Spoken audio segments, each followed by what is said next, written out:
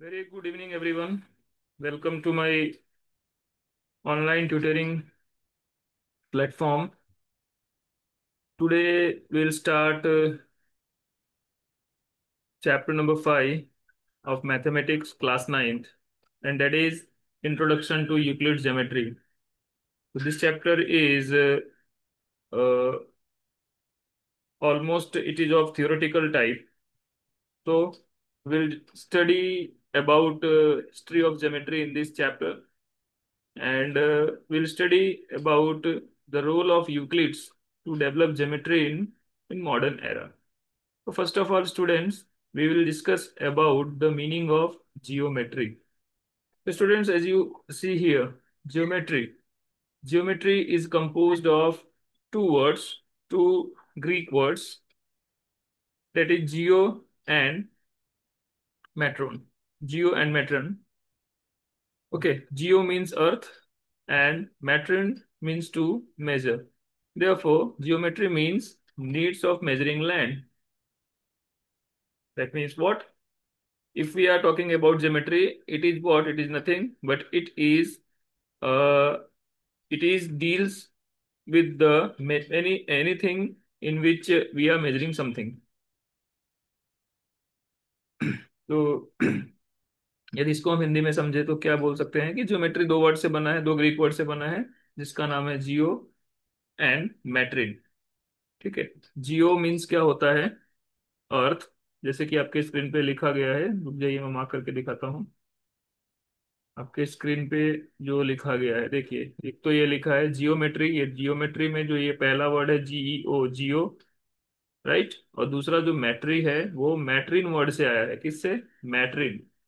तो जियो का मतलब होता है अर्थ एंड मैट्रिन का मतलब होता है measurement. Therefore geometry means what? We can write geometry means what?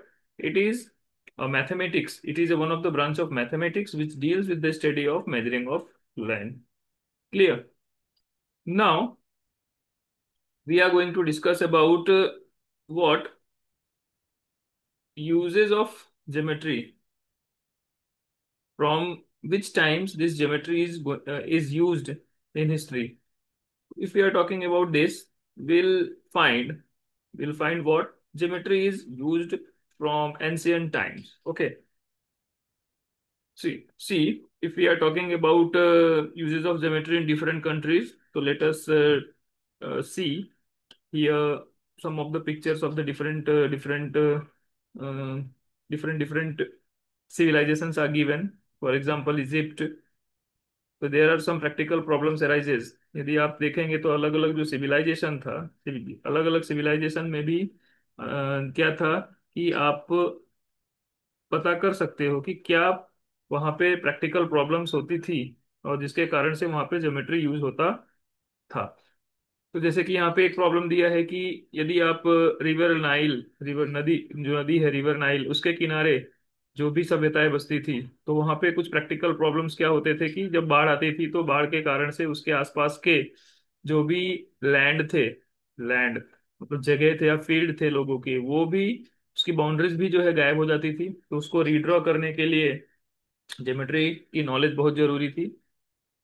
इसके अलावा जो दूसरा पॉइंट लिखा है, techniques for finding volume of granaries, यदि आप स्टडी करेंगे तो आपको पता चलेगा कि जो इजिप्ट में सिविलाइजेशन थी, उनके पास बहुत सारे ऐसे टेक्निक्स थे, मतलब उनके पास जो जो भी चीज वो मतलब बनाते थे या फिर उगाते थे, वो रखने के लिए जो जगह थी या फिर उसको ग्रेनरीज बोलते हैं, उसका वॉल्यूम निकालने का भी उनके पास प्रॉपर फॉर्मूलाज था।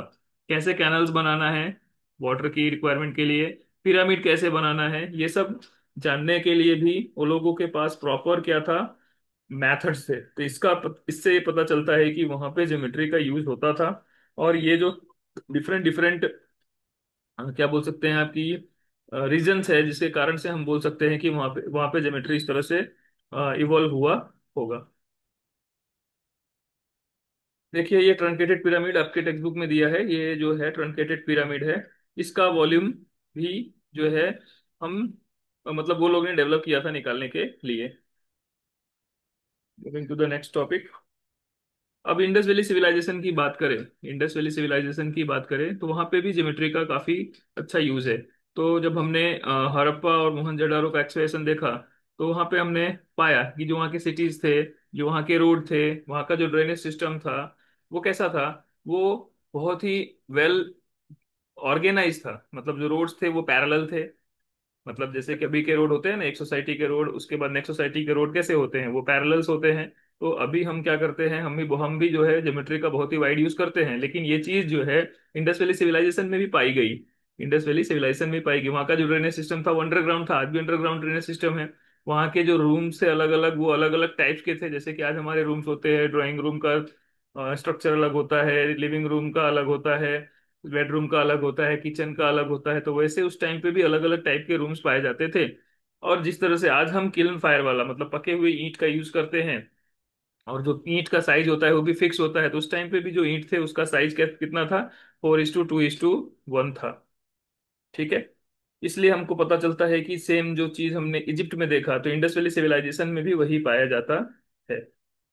तो लेकिन ये जो सिस्टम्स थे उस टाइम पे जो यूज होते थे, ये जो सिस्टम था उसमें मतलब कि उस टाइम के लोगों ने कोई सिस्टम के बारे में नहीं सोचा। जो चीजें उस टाइम पे यूज होती थी, जो चीजें उस टाइम पे यूज होती थी, बस वो चीजों पे वो फोकस करते थे, और वो कैसे डेवलप हुआ, कैसे जो है वो ओरिजिनेट हुआ, उस पे कोई डिस्कशन नहीं करते थे। ठीक है। और वो जो मेथड्स थे वो एक जनरेशन से दूसरे जनरेशन पास ऑन होता था। तो पास ऑन होता था तो कैसे होता था? या तो ओरली पास होता था, या तो वो लोग किसी पाम लीफ पे या किसी चीज पे लिखते थे, उससे पास होता था। लेकिन वो सिस्टमेटिक वे से कोई भी स्टडी नहीं किए थे। तो इस तरह से हम बोल सकते हैं कि ये ज्योमेट्री का जो यूसेस था जो एंशियंट टाइम में, वो कैसा था? वो अनसिस्टमेटिक मैनर था ज्योमेट्री का। ठीक है। यदि हम इसके आगे जाएं, अभी सिस्टमेटिक वे में स्टडी करें, तो उसमें सबसे बड़ा रोल जाता है यूक्लिड सर। तो यूक्लिड जो थे वो एक मैथमेटिक्स के टीचर थे। क्या थे? मैथमेटिक्स के टीचर थे, ग्रीस में, अलेक्जेंड्रिया नाम की जगह के ग्रीस में। उसके पहले क्या हुआ? सबसे पहले क्या हुआ, थेल्स थेल्स नाम के एक मैथमेटिशियन थे, जिन्होंने सबसे पहले क्या किया?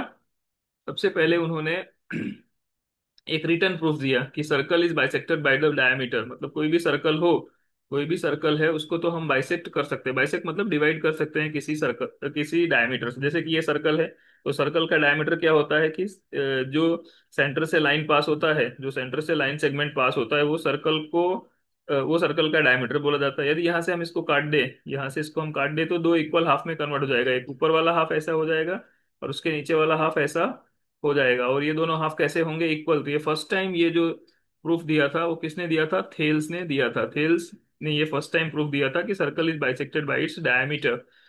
तो जो भी ये थ्योरी थी, activity is based on the theory of Greek mathematician Thales. Thales is a famous for his method of measuring the Heights of pyramids using their shadow on the ground. Thales इसलिए famous थे कि जो ये pyramids होते थे उसका जो क्या बोलते हैं कि शैडो पड़ता था, उस शैडो से वो क्या करते थे, उनका जो है मतलब कि मेजर कर लेते थे, शैडो से उसका मेजर कर लेते थे। ठीक है। यदि हम फर्दर इसमें आगे जाएं, तो पाइथागोरस जो थे वो थेल्स के ही स्टूडेंट थे, और उनके बहुत सारे साथ में जो पढ़ने वाले सहपाठी थे वो मिल के उन्होंने क्या किया, और भी बहुत सारे थ्योरीज डेवलप किया। ठीक है। तो पाइथागोरस के बारे में भी आप जानते ही हैं। आगे यदि हम जाएं तो यूक्लिड, 325 to 265 BCE, उन्होंने क्या किया? ये भी जो भी नॉन प्रूफ थे उस टाइम के जो भी नॉन प्रूफ थे, उस टाइम के नॉन प्रूफ को उन्होंने क्या किया? उस टाइम के नॉन प्रूफ को उन्होंने अरेंज किया, और उस अरेंज करने के बाद उसको उन्होंने अपने एक मतलब कि इस अरेंजमेंट को उन्होंने नाम दिया, ट्रीटीज नाम दिया, और उसको पूरा का पूरा एक नाम दिया एलिमेंट्स। ठीक है। मतलब उस टाइम के जो भी नोन प्रूफ थे उसको उन्होंने अरेंज किया। अरेंज करने के बाद उसका उस फेमस ट्रीटीज को नाम दिया एलिमेंट्स। ठीक है। और वो एलिमेंट्स में उन्होंने क्या किया? 13 चैप्टर्स लिए, और हर एक चैप्टर का नाम था बुक। मतलब एलिमेंट्स जो जो भी चीजें था उसको उन्होंने अरेंज किया और उसको नाम दिया एलिमेंट्स। और एलिमेंट्स में कितने थे? 13 चैप्टर्स थे। 13 चैप्टर्स थे। 13 चैप्टर्स थे। और उन 13 चैप्टर को, हर एक चैप्टर को नाम दिया उन्होंने बुक। क्या नाम दिया? बुक। ठीक है। फिर इसके आगे यदि हम जाए तो इन्होंने और क्या काम किया, यदि हम उसकी बात करें तो यूक्लिड ने अपने उस बुक में, उसने बुक में उन्होंने बहुत सारे डेफिनेशन दिए। तो उन्होंने उनके बुक में 23 डेफिनेशन दिए, और आपके सिलेबस में या आपके बुक में 7 डेफिनेशन मेंशन है। तो ये 7 डेफिनेशन जो स्क्रीन पे है वो आपको दिख रहा होगा, ये 7 डेफिनेशन आपके बुक में मेंशन है। जैसे कि पॉइंट है, वो उसका कोई पार्ट नहीं होता है।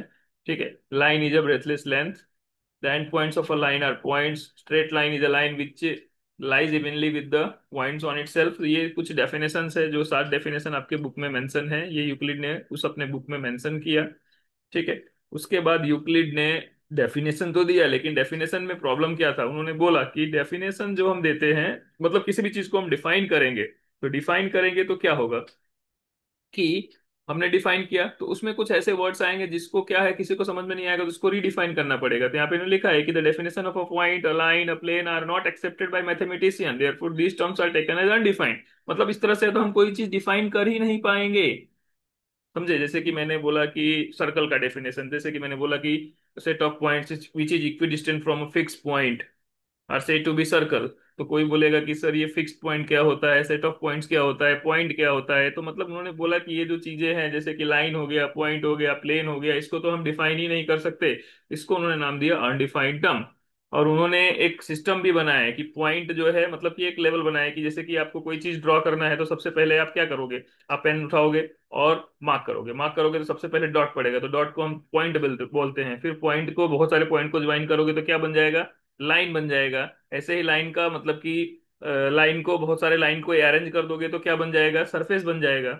ठीक है। ऐसे ही बहुत सारे सरफेसेस को आपस में ज्वाइन करोगे तो सॉलिड बन जाएगा। तो यहाँ पे इन्होंने पॉइंट को 9 डायमेंशन बोला, लाइन का 1 डायमेंशन बोला, प्लेन का 2 डायमेंशन बोला। इस तरह से उन्होंने ऑर्गेनाइजेशन किया। ठीक है। तो यूक्लिड ने एक तो ये चीज बोला कि कुछ चीजें ऐसी होती हैं जो, जिसको हम डिफाइन नहीं कर सकते, उसको उन्होंने अनडिफाइंड टर्म का नाम दिया, और उसी को बाद में उन्होंने बोला यूनिवर्सल ट्रूथ। ठीक है। यूक्लिड ने क्या एज्यूम किया, यूक्लिड ने बोला वो यूनिवर्सल ट्रूथ है, और यूनिवर्सल ट्रूथ का उन्होंने दो नाम दिया, पोस्टुलेट्स और एक्सियम्स। क्या दिया? Postulates and axioms. तो पोस्टुलेट और एक्सियम में डिफरेंसेस क्या है, या पोस्टुलेट और एक्सियम्स क्या होता है? तो पोस्टुलेट्स और एक्सियम्स दोनों ही जो है, ये क्या है, ये ऐसे स्टेटमेंट्स हैं जिसको हम विदाउट प्रूफ एक्सेप्ट कर लेते हैं। तो जो एक्सियम्स है, दैट एक्सियम्स जो होता है, commonly notion not linked with geometry, मतलब ये ज्योमेट्री में यूज नहीं होता है, मतलब ओवरऑल मैथमेटिक्स में हम यूज करते हैं तो उसको हम क्या बोलते हैं, एक्सियम्स बोलते हैं। लेकिन यदि पर्टिकुलर ज्योमेट्री में यूज करते हैं तो उसको स्पेशल नाम दिया गया है पोस्टुलेट्स। दोनों ही क्या है, अनडिफाइंड टर्म्स है, मतलब उसको हम डिफाइन नहीं कर सकते, उसको हम यूनिवर्सल ट्रूथ बोलते हैं। लेकिन यदि ऐसा कोई वर्ड है जो कि पूरा का पूरा ऐसा कोई मतलब कि डेफिनेशन है, या ऐसा कोई स्टेटमेंट है जो थ्रू आउट मैथमेटिक्स यूज होता है, उसको हम एक्सियम्स बोलते हैं। और जो जो ऐसा statement particular specific to geometry है तो उसको हम क्या बोलते हैं, पोस्टुलेट्स बोलते हैं। तो यूक्लिड के जो पोस्टुलेट्स हैं, 5 पोस्टुलेट आपके बुक में दिया है, तो ये पांचों पोस्टुलेट आप देख लो कि straight line can be drawn from any point. इन सबको कोई प्रूफ की जरूरत नहीं है। यूक्लिड ने क्या बोला था कि ये डायरेक्टली एक्सेप्ट किए जाते थे। 5 पोस्टुलेट आपके बुक में मेंशन है। Straight line can be drawn from any point to any point, a terminated line can be produce indefinitely, it is possible to describe a circle with any, मतलब कि आपको circle बनाना था, किसी भी centre से किसी भी रेडियस का सर्कल बना सकते हो, सारे राइट एंगल आपस में इक्वल होते हैं। और ये पांचवा है कि यदि आप दो लाइन हैं, ये दो लाइन है, दो लाइन को एक तीसरी लाइन आप बनाओगे तो तीसरी लाइन क्या करेगी, इनको इंटरसेक्ट करेगी, और इन दोनों साइड में, ये जो है कि यदि ये एक साइड में, मतलब इसके एक साइड में जो एंगल्स, एंगल 2 और एंगल 3, यदि इन दोनों का सम 180 से कम होगा तो ये इस साइड में क्या होंगे, मीट करेंगे। यदि ये 180 से ज्यादा होगा इस साइड में, तो दोनों इस साइड मीट नहीं करेंगे। तो इसी, ये जो यूक्लिड का फिफ्थ पोस्टुलेट है, इसी से पैरेलल लाइन का डेफिनेशन आगे जाके आया। ठीक है। आगे जाते हैं। तो इन्होंने वही बताया, two equivalent version of fifth postulate. मैंने पैरेलल लाइन का बताया ना कि ये जो दो लाइंस होते हैं, मान लो ये लाइन से, एक मिनट, हाँ, ये दो लाइन है, यदि ऐसा हो जाए, ये एक लाइन इधर और एक लाइन इधर, और ये हमने ट्रांसवर्सल बनाया, यहाँ पे ट्रांसवर्सल बनाया, और ये जो दोनों एंगल बनेगा, जस्ट मिनट, इसका कलर चेंज कर लेते हैं तो आप क्लियर दिखेगा। ये जो एंगल बनेगा, ये एंगल वन मान लेते हैं, ये एंगल टू, यदि इनका एडिशन 180 होता है तो ये लाइन क्या बोली जाएंगी? पैरेलल बोली जाएंगी। तो यूक्लिड फिफ्थ पोस्टुलेट जो है वो पैरेलल लाइन के इक्विवेलेंट माना जाता है। ठीक है, चलिए अब आगे बढ़ते हैं।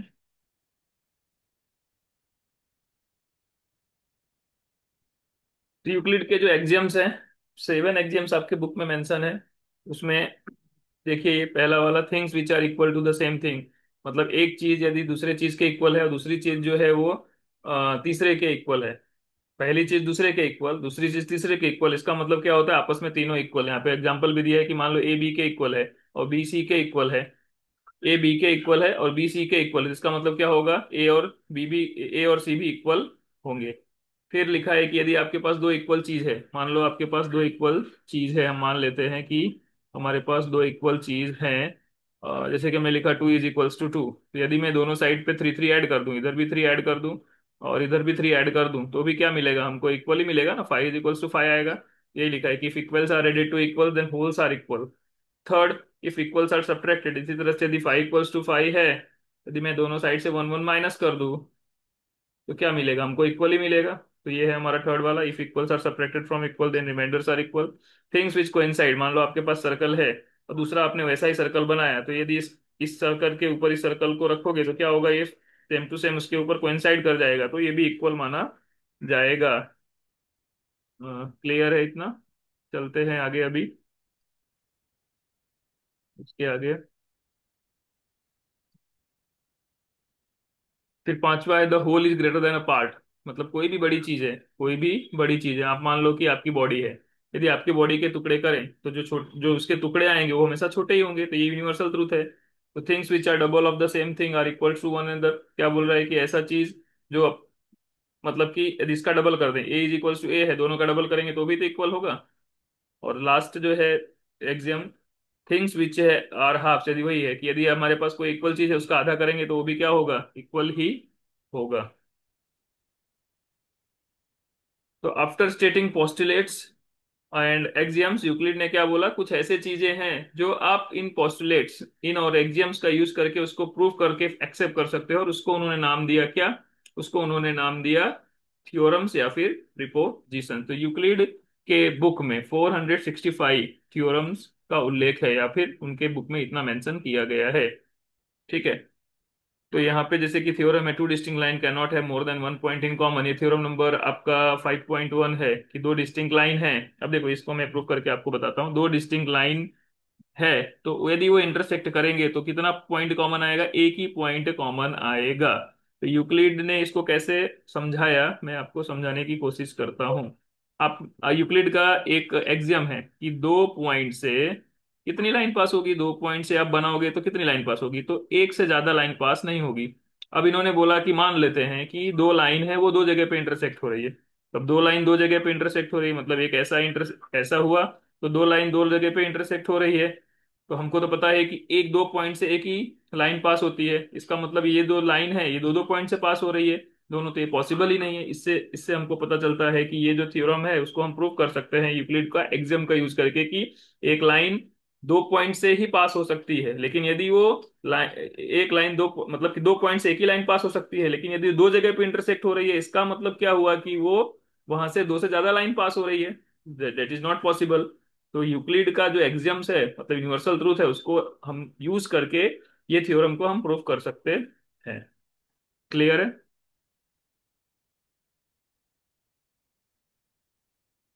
ठीक है, चलिए आगे।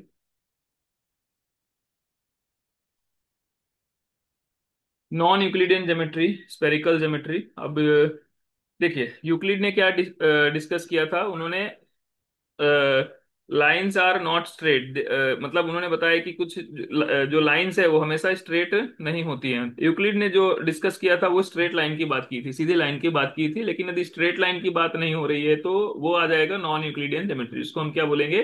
स्पेरिकल ज्योमेट्री बोलेंगे। जैसे कि यहाँ पे देखो 3D शेप है, यहाँ पे आपको फुटबॉल जैसा स्ट्रक्चर दिया है, तो यहाँ पे जो लाइंस आएगी उसकी बाउंड्री पे जब हम लाइन जाएंगे तो कैसा होगा? स्ट्रेट नहीं होगा, तो ये क्या आ जाएगा? कर्व कर्व सरफेस होगा, तब यहाँ पे यूक्लिड ज्योमेट्री फेल हो जाएगा। तो उसको हम क्या बोलते हैं? नॉन यूक्लिडियन ज्योमेट्री बोलते हैं। तो ये जो हमने थ्योरी पढ़ी, ये चैप्टर 5 का थ्योरी है, इस पे हमको फोकस करना है। ठीक है, आगे के जो वीडियो में हम एक्सरसाइज सॉल्व करेंगे। तो thank you very much for watching my video. Thank you.